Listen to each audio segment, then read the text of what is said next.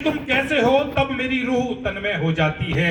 और कान हाथ भी रख कर देख लिए, कान हाथ भी रख कर देख लिए, फिर भी उसकी यादें शोर सुनाती हैं। अब पता नहीं क्यों, पता नहीं क्यों अब भी आंखों में बन नमी सी वो रह जाती है। बहुत बहुत स्वागत है आपका, मंच आपका है। वाह, एक बार जोरदार तालियां हो जाएं।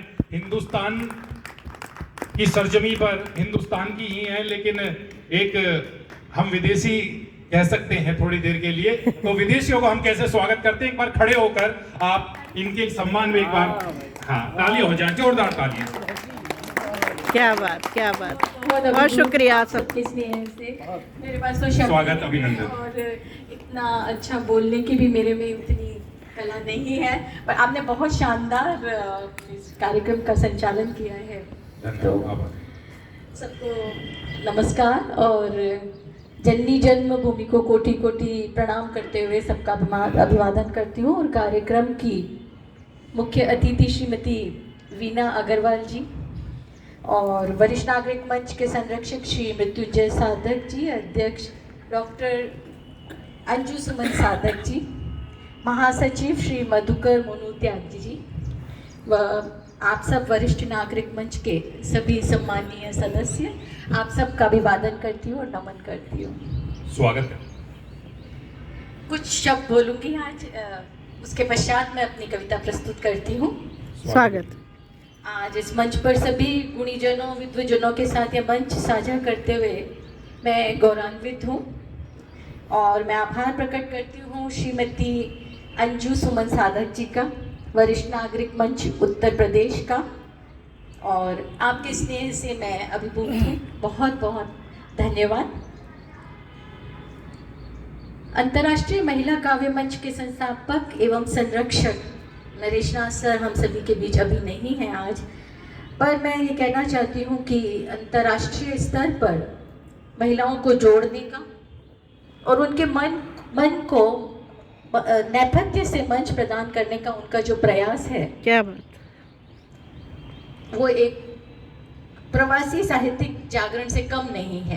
क्योंकि मैं 25 साल से विदेश में प्रवास करती हूँ और मैंने कविता के प्रति इतनी रुचि विदेश में और मलेशिया में नहीं, संसार के काफ़ी, क्योंकि नरेश नाथ सर ने काफ़ी देशों से जोड़ा है, तो उसमें भी एक कविता के प्रति जागरूकता मैं देख पा रही हूँ। मैं ये भी देख पा रही हूँ कि विदेशों में प्रवासी भारतीयों में जो जहाँ कविता, वो भी हिंदी कविता न केवल उठ खड़ी हुई है, वरन अपना शीर्षस्थ मकाम हासिल करने की दौड़ में शामिल हो चुकी है। इससे न केवल कविता बल्कि हिंदी भाषा को भी वैश्विक स्तर पर अपने उच्चतम शिखर पर प्रतिष्ठित होने का अवसर प्राप्त होता है,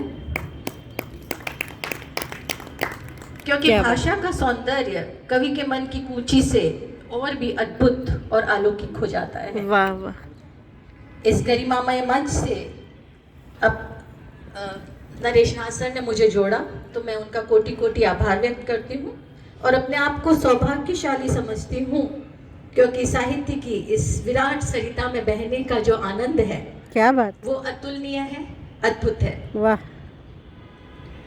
मैं आपको ये भी बताना चाहती हूँ कि अंतर्राष्ट्रीय महिला काव्य मंच मलेशिया से कई प्रतिभाशाली कवयित्री जुड़ी हुई हैं।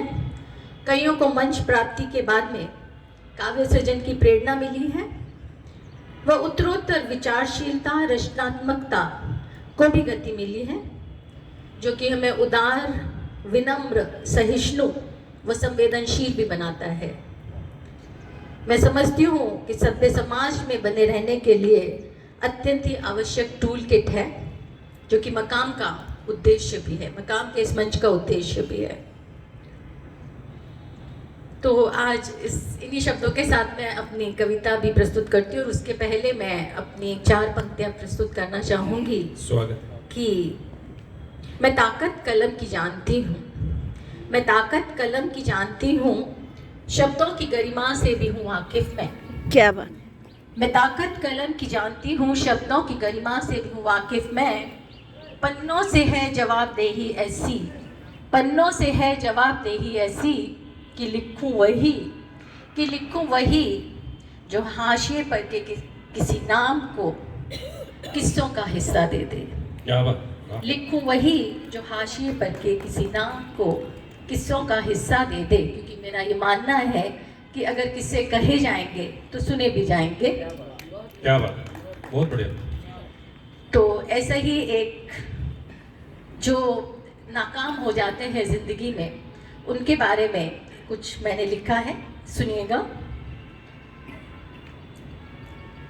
कि ये जो तेरी नाकामियों के किस्से हैं, क्या बात, ये जो तेरी नाकामियों के किस्से हैं, तू उन्हें मशहूर कर। वाह, ये जो तेरी नाकामियों के किस्से हैं, तू इन्हें मशहूर कर। कुछ हवा में उड़ा देंगे, कुछ हवा में उड़ा देंगे, तो कुछ उड़ना सीख लेंगे। क्या बात है, वाह वाह वाह। कुछ हवा में उड़ा देंगे तो कुछ उड़ना सीख लेंगे, तेरी नाकामियों के किस्से से, तेरी नादानियों से, तेरी नादा